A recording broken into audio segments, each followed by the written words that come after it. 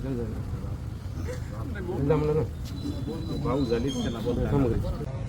सिरसाडा येथे स्वर्गीय अजितदादा पवार यांना श्रद्धांजली वाहण्याचा जे कार्यक्रम आहे ग्रामपंचायतच्या वतीनं, तर मी सर्वपक्षीय सगळे लोक इथं जमलेले आहेत, परंतु मी समाजाच्या वतीनं काही शब्द हिंदीमध्येच व्यक्त करतो। अगर देखा जाए तो ये परली शहर, परली तालुका और ये परली मतदार संघ का दुर्दैव और बदनसीबी जिसे कहा जाएगा, हम सब वही समझते हैं।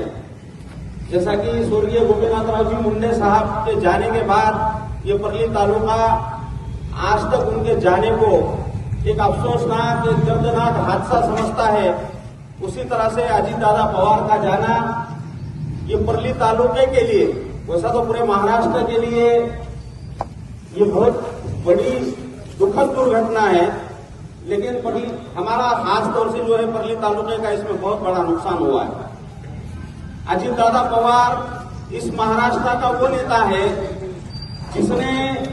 इस महाराष्ट्र में रहने वाले 18 पगड़ जात धर्म के लोगों को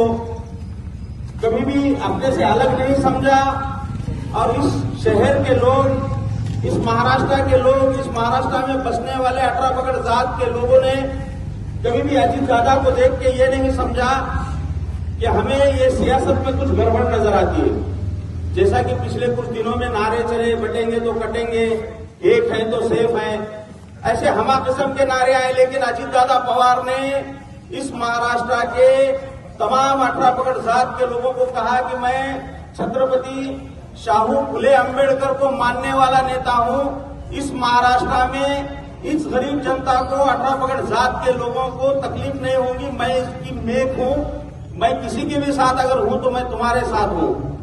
उनके इस यकीन को समझते हुए सारे लोगों ने जो है अजितदादा को और उनके पार्टी को, खास करके इस परली मतदार संघ के जो आमदार है धनंजय जी मुंडे साहब को साथ दिया और देते रहेंगे।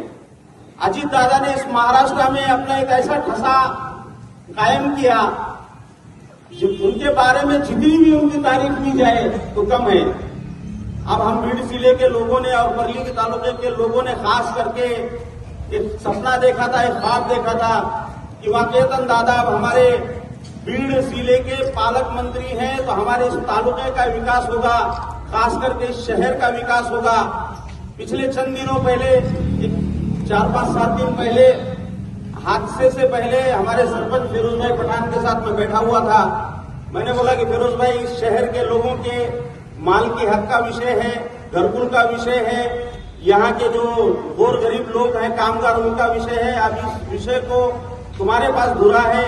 इसको संभालने की जरूरत है और इस शहर के डेवलपमेंट की भी जरूरत है।